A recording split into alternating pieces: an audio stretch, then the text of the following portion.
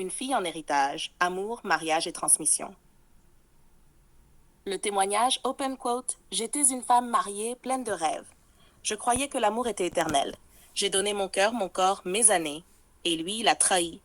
J'ai découvert ses infidélités comme on reçoit un coup de couteau. Le mariage est devenu une prison. Mensonges, humiliation, nuit d'angoisse. J'ai divorcé, mais la douleur est restée. Aujourd'hui, je vis avec cette cicatrice. Je suis une mère seule. Je dois élever ma fille, mais je porte en moi la peur. Et si elle connaissait la même souffrance que moi? Close quote. Ce cri, beaucoup de femmes pourraient le reprendre. C'est l'histoire d'une épouse devenue mère célibataire malgré elle. Une femme qui, en croyant à l'amour, a touché l'abîme de la trahison. 2. Les blessures visibles et invisibles. Une femme qui a divorcé après une infidélité ne sort pas indemne. Elle porte des blessures intimes, perte de confiance en soi, sentiment de n'avoir pas été assez. Des blessures sociales, jugement, solitude, impression d'échec. Des blessures profondes, peur de revivre le même scénario, méfiance envers tout homme. Mais le plus dur, ce n'est pas seulement de survivre. Le plus dur, c'est d'élever sa fille avec ses cicatrices. Le risque de transmission. Une mère blessée peut, volontairement ou non, transmettre ses douleurs. Sa fille apprend à se méfier des hommes avant même de les connaître. Elle grandit en croyant que le mariage est une prison ou une illusion. Elle peut répéter inconsciemment le schéma maternel: aimer, souffrir, divorcer. Mais ce n'est pas une fatalité. Tout dépend de la manière dont la mère transforme sa douleur. 4. 2 chemins possibles. Le chemin de la rancune. La mère parle toujours mal du père. Elle enseigne à sa fille que tous les hommes sont infidèles. Elle transforme son vécu en barbelé qui entoure sa fille. Résultat, la fille grandit avec la haine, incapable d'aimer sans peur. Le chemin de la résilience. La mère raconte la vérité, mais sans poison. Elle dit: j'ai souffert, mais toi, tu peux écrire une autre histoire. Elle apprend à sa fille à observer les actes plus que les promesses. Résultat, la fille grandit avec une vision lucide, exigeante, mais pas fermée. Henner 5. La leçon à transmettre. Une mère blessée doit enseigner à sa fille le discernement, ne pas se laisser éblouir par les mots doux, la patience, observer un homme sur la durée avant de lui donner sa vie, la dignité, ne jamais accepter l'humiliation au nom de l'amour, l'espoir, croire qu'il existe des hommes fidèles, droits, constants. Ainsi, la douleur de la mère devient une école pour la fille, non pas une prison.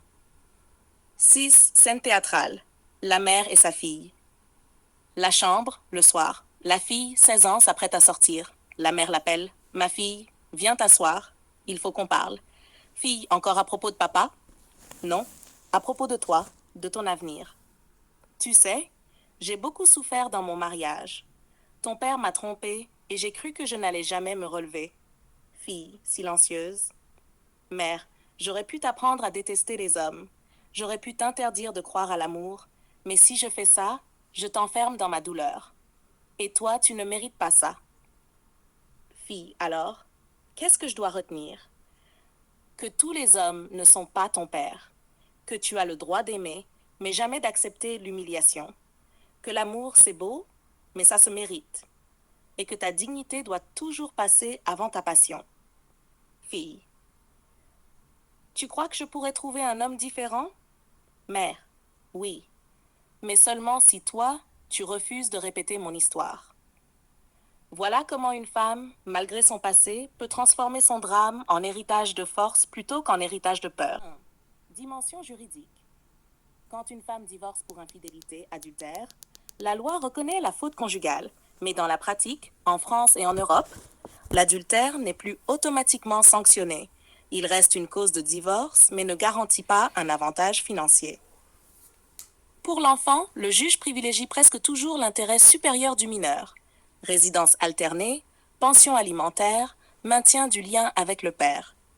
Pour la mère, elle peut obtenir une pension alimentaire et ou une prestation compensatoire si elle a sacrifié sa carrière pour le mariage. Juridiquement, la mère est protégée mais pas indemne.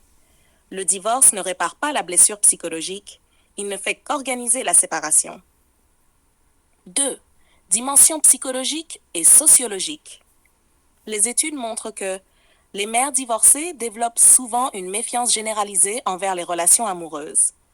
Les filles de mères divorcées sont plus susceptibles de retarder le mariage, craindre l'engagement, reproduire le schéma de séparation. Mais tout dépend du discours maternel. Si la mère entretient une haine permanente contre le père, la fille hérite d'un rejet des hommes. Si la mère explique avec nuance, la fille hérite d'une leçon de discernement. 3. La responsabilité éducative de la mère. Un divorce n'efface pas le rôle d'éducatrice. Une mère doit séparer le conjugal du parental.